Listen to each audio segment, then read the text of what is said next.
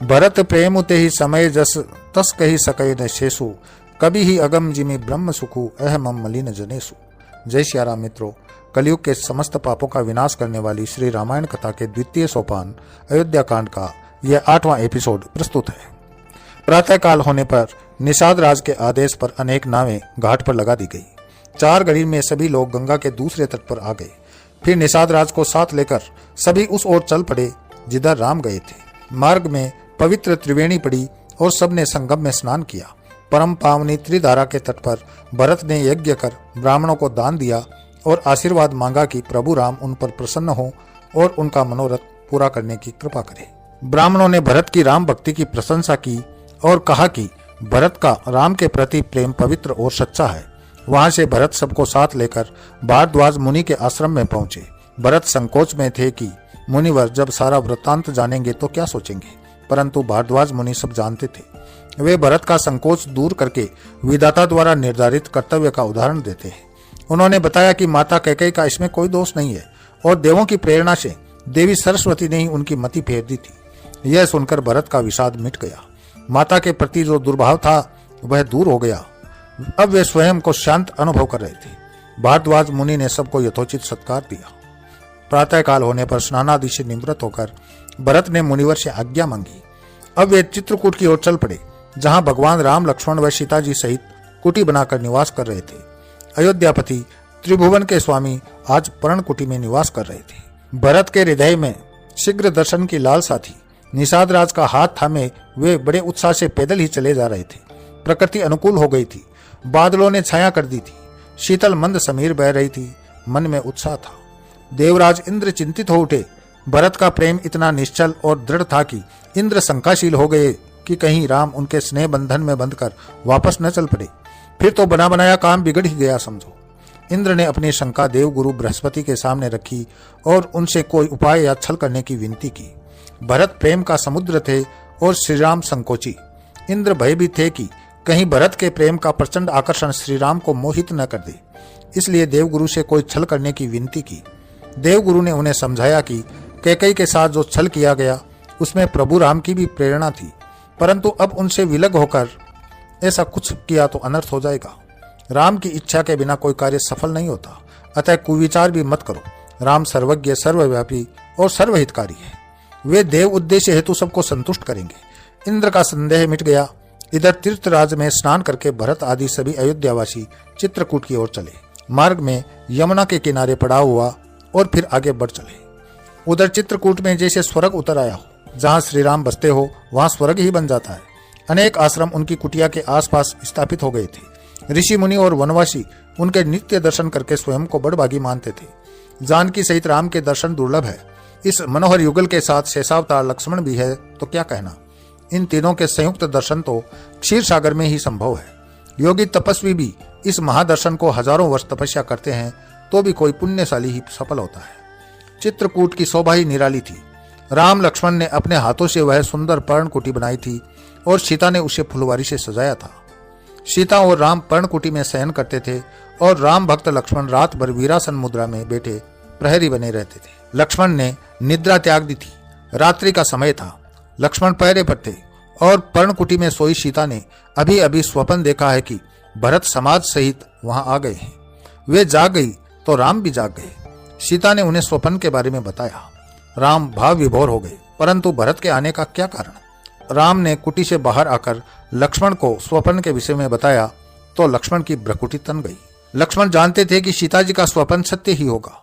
उन्होंने निसंकोच कह दिया कि भरत के हृदय में राजमत समा गया है और वह अब निष्कंटक राज्य की इच्छा से कुटिलता पर उतर आया है।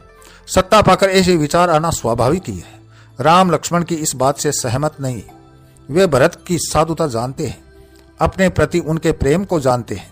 भरत का मन कदापि कलुषित नहीं हो सकता। लक्ष्मण अपने ज्येष्ठ की उदारता और दयालुता पर निछावर है। दोनों भाइयों को निद्रा नहीं आ रही थी, अतः विचार विमर्श करने लगे। प्रातः होने पर स्नान आदि से निवृत्त होकर महादेव का पूजन किया तभी एक मुनि कुमार दौड़ते हुए आश्रम में आए और श्री राम को सिर झुकाकर प्रणाम करके वह समाचार सुनाया। भरत जी अपने साथ चतुरंगिनी सेना लेकर आ रहे हैं। सेना? लक्ष्मण क्रोध से कांपने लगे, कहने लगे कि उन्हें तो पहले ही संदेह था कि भरत के मन में खोट आ गया है, इसलिए वे सेना लेकर आए हैं। वे समझ रहे हैं कि वन में श्री राम असहाय है, नहीं जानते कि लक्ष्मण भी अपना कठोर धनुष लेकर उनकी सेवा में तत्पर है और उनकी तरफ तिर्यक दृष्टि डालने वाले को लक्ष्मण के पराक्रम का सामना करना होगा। लक्ष्मण का क्रोध समस्त संसार को भय देने वाला है। वे जब धनुष उठा लेते हैं तो बड़ी से बड़ी सेना और स्वयं इंद्र भी सामने हो तो भी उनका बाल बांका नहीं कर सकते।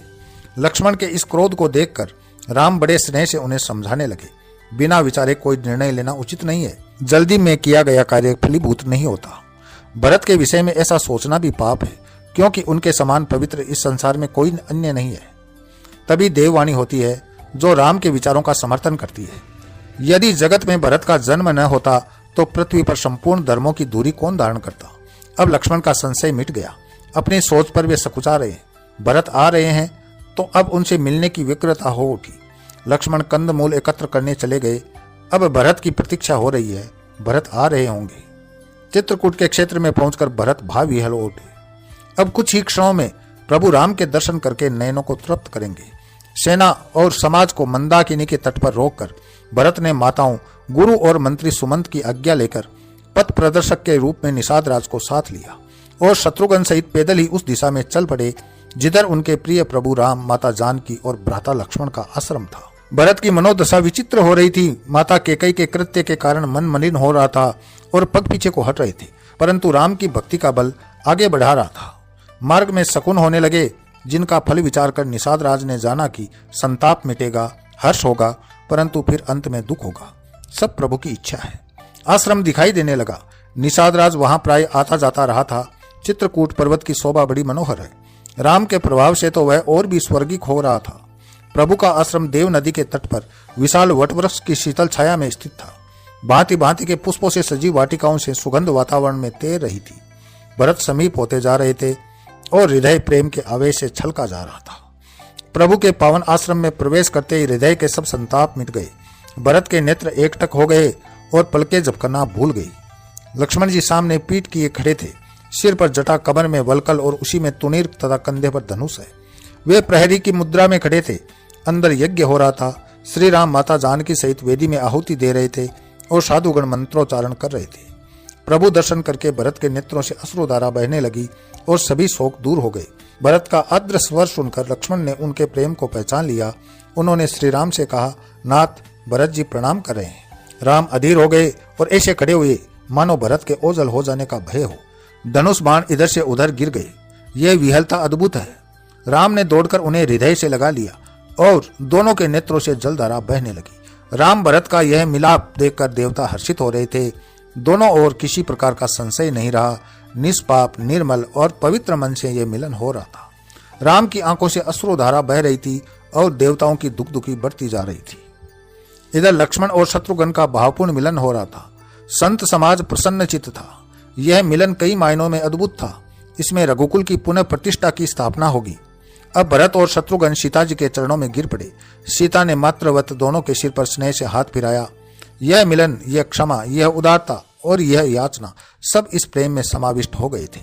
राम ने सबकी कुशल क्षेम पूछी तो भरत ने बताया कि गुरु वशिष्ठ, सभी माताएं, जानकी जी के माता पिता, मंत्री, सेवक और नगरवासी सब आपसे मिलने आए हैं। गुरु का आगमन सुनते ही राम विह्वल हो उठे। उन्होंने शत्रुघ्न को सीता जी की सेवा में छोड़ा और स्वयं लक्ष्मण सहित भरत और निषाद राज के साथ नदी तट की ओर चल दिए। राम वहां पहुंचे जहां उनके प्रियजन थे। सब उन्हें आते देख भाव विह्वल हो गए। एक साथ सब राम से मिलना चाहते हैं। राम सबकी इच्छा पूरी करते हैं। वे अनेक रूप धारण करके सबके गले मिलने लगे। किसी को भी इस माया का आभास नहीं हुआ। सब यही सोचकर हर्षित हैं कि प्रभु सबसे पहले उसी से मिल रहे हैं। वे माता कैकेयी से मिल रहे थे। सरल स्वभाव और पूर्ण मातृ भक्ति से वे कैकेयी के चरणों में नत हो गए। कैकेयी कुछ सकुचा रही थी क्योंकि उन्हें अपने कृत्य का स्मरण हो आया था। राम उनका संकोच समझ गए और बड़े ही सुंदर शब्दों में काल, कर्म और विधाता का दोष बताकर सांत्वना दी। राम दया के सागर हैं, दुख मिटाने का अभूतपूर्व ज्ञान रखते हैं। कैकेयी का संताप भी मिट गया। राम कौशल्या के समीप उनके चरणों में बैठ गए। राम सुमित्रा की गोद में सिर रखे उनके स्नेहिल स्पर्श से पुलकित हो रहे थे। राम जनक जी से, वशिष्ठ जी से, एक एक पूर्वासी से एक ही समय में मिल रहे थे। जब सबसे मिलन हो गया तो राम सभी को विनय सहित आश्रम में ले आए। वहां सीता जी अपनी सासुओं से मिली, अपनी माता से मिली और अन्य स्त्रियों से भी प्रेम पूर्वक भेंट हुई। सुनैना अपनी पुत्री को तपस्विनी के वेश में देखकर कुछ उदास हो गई थी, परंतु सीता के मुख पर आनंद चमक रहा था, इससे उन्हें संतोष हुआ। जनक भी अपने साधु स्वभाव के अनुसार उपदेश कर रहे थे। उन्हें जगत की निस्सारता का अनुभव था। वे राम की महिमा जानते थे, अतः उनके हृदय में कोई विषाद नहीं रहता।